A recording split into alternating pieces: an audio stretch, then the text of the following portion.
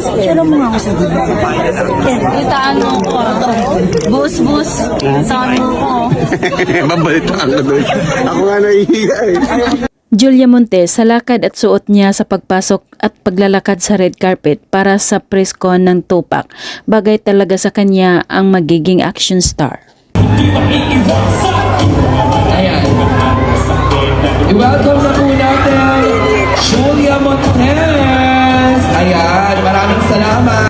Ang bansag nga sa kanya ngayon ay ang Queen of Action. Talaga naman napakagaling ni Julia sa pagganap ng mga ganitong action role.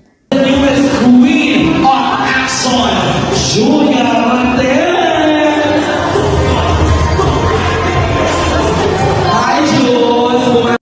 Na-excite si Julia Montes sa kanilang pelikulang Tupac na mapapanood na ng mga tao at inimbitahan niya ang lahat na panoorin ito. Sobrang excited na mapapanood natin mga kababayan ng ating mga pamilya. Of course, sana po huwag mong kalimutan, December 25 as na support ng Billboard. Bago bumaba ng stage, kinukuhanan muna ng picture ng mga press si Julia Montes. Tindig at galawan at ngiti, talagang napakaganda niya. Grabe ito.